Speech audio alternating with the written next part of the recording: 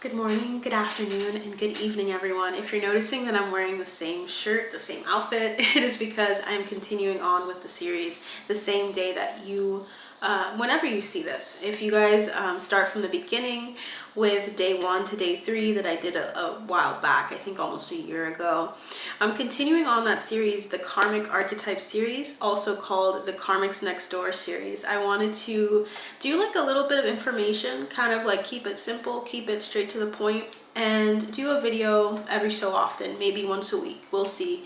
But the next one that we have here, I think this is going to be day 7, is going to be the Advocate. So, or rather, so there's 3 videos I did back in the day, and I just did 2, so it's going to be day 6, Advocate. The shadow archetype for this person is one who embraces negative causes or committing to causes for personal gain.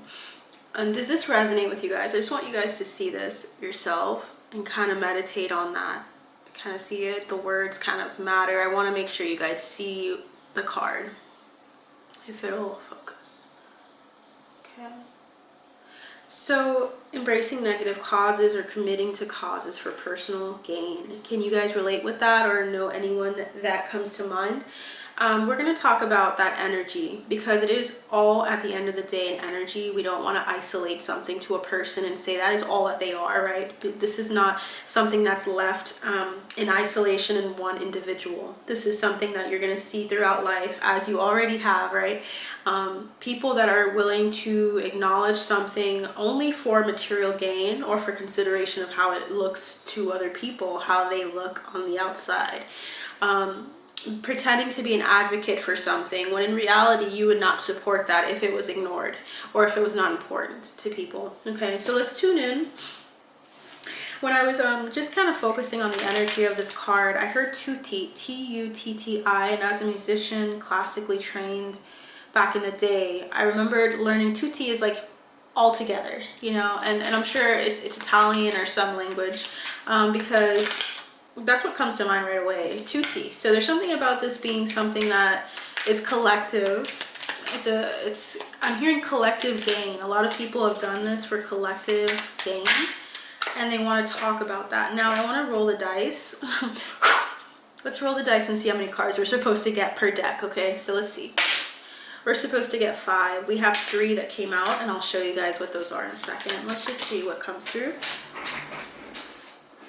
We're going to take it as it comes out. If it comes out in reverse, I'm going to intuitively look at that. Okay, here we go. So the cards that came through, right? Okay, bottom of the deck. From the Alicia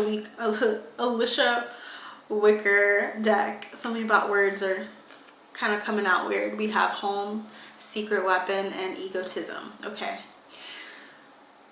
I heard home sweet home. Someone is really comfortable in this, and I'm hearing like the Legend of Z. So I don't know if that's a movie reference. I haven't watched that. If that is a movie, I'm just getting like Zorro or like the Legend of Z, something like that. Home sweet home. There's something about this being a very familiar energy to the collective, something that's very easy to acknowledge. I feel like they're just trying to say it's easy to pinpoint. You guys probably quickly got something.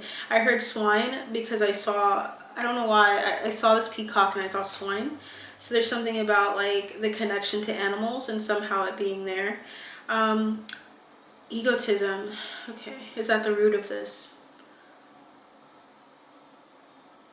Yeah, it's operating, what I'm seeing is that it's operating, the use of this advocate shadow archetype is to help people, right, promote themselves, help them to, it's the secret weapon here that helps people feel at home or feel a sense of home or comfort with a group of people. It's a way to shine amongst the rest.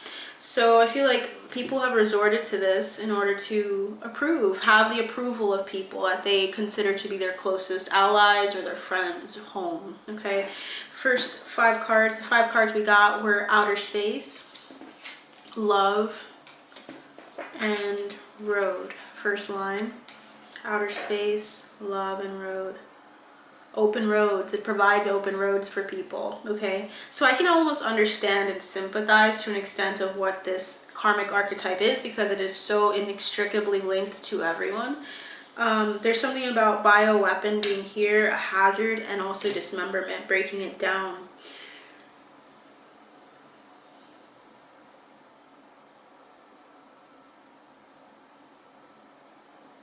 It permeates our structure and our established, I'm hearing established roads and government. It is something that's so permeable that I feel like they're trying to say it's very deeply linked. If I were to look at all of these karmic attributes, right, and I was to look at them as string, like with the fates, right, like Hercules, if you guys know that reference with the string of fate, you know, there's the fates that cut the cords when someone's life is ending. I feel like as though this cord is super thick, in that it's a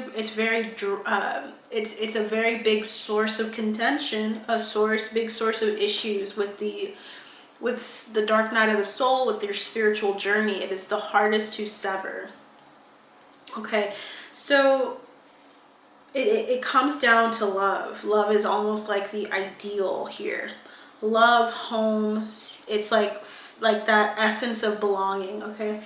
I'm feeling really drawn to do something I haven't done necessarily with the others. I'm open to that, but I never felt drawn. So let's look at this with how many cards? Oh wow, they still want 5. Alright, so 5 cards from this deck. Let's do that. We're going to touch base with this because this has a galactic connection with outer space coming through just intuitively. Open roads here. We need to break this down more than the others. Some of these are easier to say, and it's like a one and done type situation. I'm seeing the word erratic, and I got the word, the card arrogance, okay?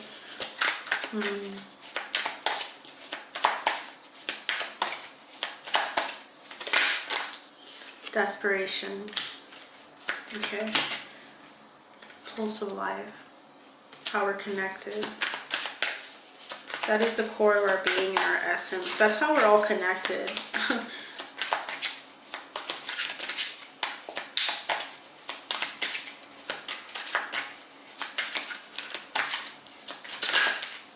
Lemurian era and equal value philosophy. Okay. Bottom of the deck is what? Unconditional love, guys. Love. Love is at the center. Of these 5 cards, love is at the center, and on the bottom of the deck, love is at the center. Okay, so bottom of the deck is unconditional love with it, which is representative of the number 7 and the Arcturians, parallel realities. We also have emptiness coming out. That's the last card of the deck. Orion. It's categorized by the number 108, and Orion being almost interesting. This is the last card of the deck, and yet it adds up to 9, which gives me the essence of something that's nearing its completion. And then we have 31, rejecting emotion. This is characterized by the number 31 and the Zeta Reticuli, okay? One moment. I'm getting the word Shaggy. So I don't know if someone has like a dog named Shaggy or something like that. There is an artist named Shaggy that's from the Caribbean. I don't know what Shaggy means necessarily yet, but Shaggy is all over this part of the reading. They're just telling me Shaggy. This is an energy that is kind of like, that's how they describe it to me in a way that I understand it to some extent. Shaggy. It's not very like clean. It's an energy of this energy requires a saw. Like, this is not something you can cut with a scissor. It's a saw. It's very difficult, and it's quite weighty and dense. Rejecting emotion is something we deal with. I think something that they're trying to address is the fact that there's like a lack of attention on this energy, okay? They just want to really reiterate the importance of this energy coming through for you guys, because it seems as though it's been rejected or it's been ignored. It is a path it's a path seldom walked, to understand what it is to embrace people and put compassion into action without consideration of how people, not even just consideration, but with acting on something without regret. Okay, for how it affects you, but just looking at something with the intention of helping others completely for their benefit. It's almost putting yourself on the line. It's a sacrificial energy. There's something about you needing to empty yourself in order to really do this more often. It's something you can do, right, in the face of a difficulty with someone that involves someone that you love dearly. There's something about, you know how love is at the center of a lot of things we do. Like, for instance, with your children, when you have a child, for some of you will relate with this. When you have a child, everything changes. The way you respond to things, your protectiveness, your desire to protect this individual who is of your own, like, either they're just yours, right? They're under your protection. They're your responsibility. There's something about that love unconditionally that comes through. This is something that is so pure in its essence, and I feel like they're trying to give us that example to help us understand what compassion into action looks like with the advocate when it's in the light. This is what you want. This is not very common. There's something about needing to come to a place of emptiness. This is about self-sacrifice when you become a parent. So there's something about parenthood helping and being a portal, but perhaps not many people are operating in that energy for some reason. I'm not trying to judge people, but like something about like that, maybe that notion somehow being tampered with or affected, where people don't see quite exactly what we're meant to see nowadays. Maybe this was easier to see back when. I don't know why that's coming through that way. It just tells me that it's not as common. It's something that not many people will live their entire life and not recognize that that's truly the purest essence of love is sacrifice. Even people, okay, here we go. Spirit's descending us into something religious. Okay, there's something about the connection with the sacrifice. The aspect and the understanding of sacrifice, right, with regards to, no, I'm not going to say religion, I'm going to say with regards to Jesus, okay, and the archetype that Jesus embodies. There's something here about the sacrifice being something that is so difficult for us to understand, like truly understand how someone could do that. And that's what I think amazes so many people that are Christian, is realizing, wow, you would do that for me? I don't get that. That's something I think that it goes beyond human comprehension. Your soul has to come to that understanding in some way. And that's when people begin to realize, wow, Jesus sacrificed all of this for me. And then that's when you have a moment of awakening or a moment of emptiness, when you realize you're a vessel, but you don't quite have like a guiding light. And that light becomes Jesus, and that becomes where you understand things. I'm feeling as though that's like that come to Jesus moment that is truly profound for a number of Christians. That is what I'm getting. I feel like that energy is what is coming through in this reading. The understanding of what it means to advocate for someone completely devoid of their actions prior, meaning they did it before they saw the action or the response from the individual. It's like, I put this out here and I put my compassion into action, and now I'm receiving it later on. But I didn't do it because I knew I would receive it. It's because I wanted to open up a pathway, a road for you to walk in. I'm just getting that energy and I'm getting goosebumps. So there's something about that energy of like a profound understanding of what love looks like is what's coming through, and this is something that we don't see quite as often. Now, with regards to 18, arrogance, this is the center. I think this is kind of like the thing that really messes with the ability for us to walk in the light aspect of this. It's usually desperation and arrogance. Desperation for people to understand us, for people to like us, for people to see us in a certain light. Arrogance into thinking that we have to let our ego drive us, and we have to look a certain way in order to get something, right, from other people, the validation that we seek. Egotism and arrogance and desperation, both of these decks are telling you the exact same thing. This message could not be clearer to me of the need for there's a self-preservation about this energy, but there's a need for us to empty ourselves in order to come into an understanding of this archetype. This is a challenge for all of us, okay? Getting to a place of emptiness. Getting to a place of emptiness is quite scary, okay? And so most of us don't get to that point in life, or when we do, that's when we have the biggest transformation. When you go into the dark night of the soul and you see the depths of your soul, or rather there's like more questions than answers, that's when you begin to see things clearer. When you think you know everything, or you feel like you think you know everything that matters is right in front of you, therefore the people around you, the people that you draw closer to that are home for you, the secret weapon that you have is basically making sure they know that they're important, or making sure that you are loved within that unit. That is everything to you prior. There's something about like us getting away from this notion of understanding the world, and of it's like the desire to understand sometimes allows the desire to understand to understand life itself sometimes can close us off to what is truly real, right? Because if you're so apt on understanding things and you have an answer for everything, or you think you have an answer for everything, but you find out you're being you're not asking questions and trying to really figure out the tough questions of life, I feel like that can get you into a rut. When people are in the shadow archetype or shadow attribute of this, right, looking for people's validation outside of themselves, not truly helping for the sake of helping people, whether you're seen or unseen, right, just doing it because people are looking at you, that can really make or break you. That makes your life a lot more precarious, because it's dependent on others, versus walking in your power and doing what you want out of compassion and not caring if people see it or not, because that means that it's not contingent on anyone else but your love for other people, your unconditional love.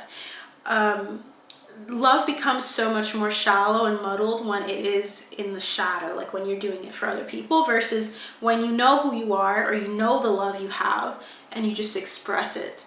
It becomes way more expansive, less dense, and less static is what I'm hearing. Okay, so we have that, and then the pulse of life, right? Pulse of life, that's the importance of how we're all connected.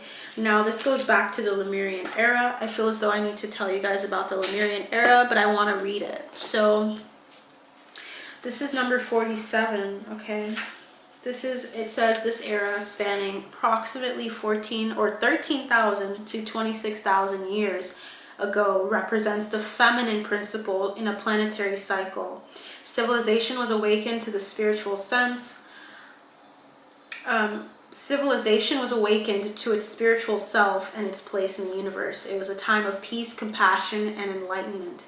Beings from other star systems openly walked the planet and assisted the development of humans. The feminine cycle of civilization is now returning. So we are seeing old ways crumbling. This is a natural cycle of planetary development. You pull this card because you have a strong connection to the Lemurian era that is affecting your life now. Let yourself explore this idea in more depth. So this was a time of peace, compassion, and enlightenment. That is what we're entering, okay? So these are being sussed out, so to speak in layman terms. This energy is being sussed out actively by the spiritual community. This is something that should be sussed out more by people around you. If people are starting to kind of latch on and say like, hey, I want to do this because I love people, or because I care for people, and I don't care how when you're starting to see people actually doing things for the sake of compassion rather than for how it looks, that's when you're starting to see it in action a lot more. And I know it's always happening, but I feel like it's going to be more in your face or more obvious, the extremes of it. Okay. Number 86 is screaming to me, so let's get into that. That is, humans have gotten used to polarity and inequality.